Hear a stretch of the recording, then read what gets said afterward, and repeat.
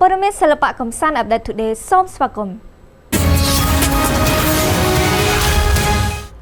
ប្រធានបទទំពាំងស្នងឫស្សីចាប៉ីដងវែងក្នុងមហោស្រពឆ្នាំនេះនឹងបំផុសតម្លៃវប្បធម៌ក្នុងចិត្តកូនខ្មែរគ្រប់ជំនាន់វេទិកាថែរក្សាស្នាដៃសិល្បៈវប្បធម៌មហោស្រពចាប៉ីដងវែងដែលជាប្រភពបញ្ជាក់ពីអត្តសញ្ញាណជាតិបេតិកភណ្ឌវប្បធម៌អរូបីនិងជាស្នាដៃនៃបុព្វបុរសខ្មែរដ៏មានតម្លៃមិនអាចកាត់ថ្លៃបានដែលជាចំណែកយ៉ាងសំខាន់នៃអត្តសញ្ញាណជាតិខ្មែរត្រូវបានយកចិត្តទុកដាក់ផ្ដួចផ្ដើមរៀបចំឡើងដោយក្រសួងវប្បធម៌និងវិចិត្រសិល្បៈតាមរយៈការបង្ហោះលើเพจផ្លូវការរបស់ក្រសួងវប្បធម៌កម្មវិធីមហោស្រពចាប៉ីដងវែងទូទាំងប្រទេសនៅឆ្នាំ2025នេះបានជ្រើសយកប្រធានបទទំពាំងស្នងឫស្សីសម្រាប់យកមកប្រកួតប្រជែងដើម្បីបង្ហាញពីសក្តានុពលវប្បធម៌ខ្មែរឲ្យប្រជាពលរដ្ឋពិសេសយុវជនចូលរួមការពារនិងផ្សព្វផ្សាយបេតិកភណ្ឌវប្បធម៌ដ៏មានតម្លៃនេះឲ្យកាន់តែរឹងមាំនៅក្នុងវេទិកានេះនឹងផ្ដល់ឱកាសសម្រាប់សិល្បករជំនាន់ចាស់និងថ្មីបានបង្ហាញស្នាដៃរបស់ខ្លួននិងបន្តឯកទេសតន្ត្រីខ្មែរចម្រុះដ៏អស្ចារ្យជាមួយគ្នានោះការប្រកួតប្រឡងសម្ដែងឬច្រៀងចាប៉ីនឹងមាន3ដំណាក់កាលហើយអ្នកដែលទទួលបានជ័យលាភីលេខ1នឹងទទួលបានទឹកប្រាក់6លានរៀល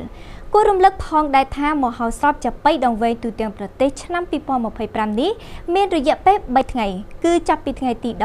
11 12និង13មិថុនាជាថ្ងៃចុងក្រោយដែលធ្វើឡើងនៅសាលមហោស្រពនាយកដ្ឋានសិល្បៈទស្សនីយភាពចាប់ពីម៉ោង2រសៀលដែលអាចឲ្យអ្នកទស្សនាចូលរួមបានដោយសេរី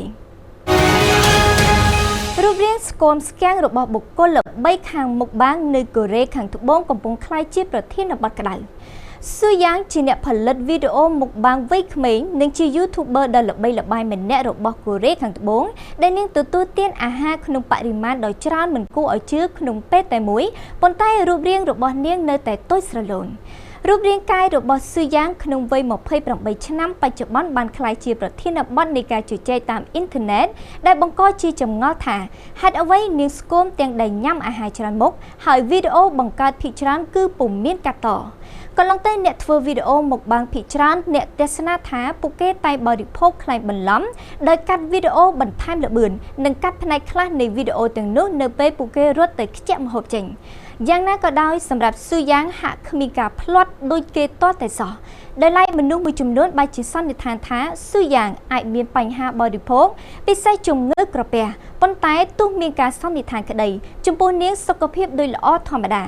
លោកវិជ្ជបណ្ឌិតម្នាក់បានប្រាប់ថាអ្នកផលិតមាតិការូបនេះទទួលទានច្រើនតែមិនធាត់មកពីទំហំក្រពះនាងធំដូច្នេះការទទួលទានគឺប្រសើរជាងអ្នកឯទៀតដែលមានទំហំត្រឹម1ជុំធម្មតាសូមរំលឹកថាមហាជនស្គាល់មុខបាំងដំបូងបង្អស់របស់ស៊ូយ៉ាងគឺនាងទទួលទានច្រើនមុខក្នុងពេលតែមួយមានដូចជាញ៉ាំ hamburger 20ដុំគុយទាវ20ចានសាច់3គីឡូក្រាមស៊ូស៊ី240ដុំហើយនាងថែមទាំងអាចទទួលទានបង្គារហូតដល់100គ្រាប់ oyster 200គ្រាប់ដែលបរិមាណដ៏ច្រើននេះមិនធ្វើឲ្យនាងឡើងគីឡូតតែសោះបច្ចុប្បន្នស៊ូយ៉ាងអាចរក្សាទម្ងន់នាងឲ្យនៅថេរត្រឹម50គីឡូក្រាមដោយមិនចាំបាច់ហាត់ប្រាណបុរសម្នាក់អាចកប់ខ្លួនឯងក្នុងគំនរទឹកកករហូតជាង2ម៉ោងតើមានអ្វីកើតឡើងបន្ទាប់ពីបុរសម្នាក់កប់ខ្លួនឯងនៅក្នុងគំនរទឹកករយៈពេលជាង2ម៉ោងបុរសជនជាតិស្វីសម្នាក់បានកប់ខ្លួនឯងនៅក្នុងគំនរទឹកកដែលមានសីតុណ្ហភាពដ៏ត្រជាក់រយៈពេលដល់ទៅជាង2ម៉ោងជាលទ្ធផលបុរសរូបនេះបានឈានទៅបំបែកកំណត់ត្រាពិភពលោក Guinness ដោយជោគជ័យបុរសម្នាក់នេះមានឈ្មោះថា Elia Meyer មានអាជីពជាអ្នកលើកទម្ងន់បាននិយាយថាលោកមានបំណងបំបែកឯកតកម្មនេះជាយូរមកហើយលោកបានចំណាយពេលវឹកហាត់ជាមួយនឹងអាកាសធាតុដ៏ត្រជាក់និងការដាក់រាងកាយផ្ទាល់ទៅនឹងព្រឹកជាដើមហើយលោកបានរកឃើញថាមិនទាន់មាននរណាម្នាក់អាចស៊ូទ្រាំនឹងការត្រជាក់ខ្លាំងរយៈពេលជាង2ម៉ោងនៅឡើយទេសូមបញ្ជាក់ថាពេលកប់ខ្លួនឯងនៅក្នុងគំនរទឹកកកលោក Meyer មានតែខហែលទឹកខ្លីមួយប៉ុណ្ណោះហើយជាលទ្ធផលលោក Meyer បានក្លាយជាបុរសដែលកប់ខ្លួនឯងនៅក្នុងគំនរទឹកករយៈពេលយូរបំផុតនៅក្នុងពិភពលោកគឺមានរយៈពេលដល់ទៅ2ម៉ោង7វិនាទីសូមអរគុណសម្រាប់ការតាមដានព័ត៌មានសិល្បៈកំសាន្ត Update Today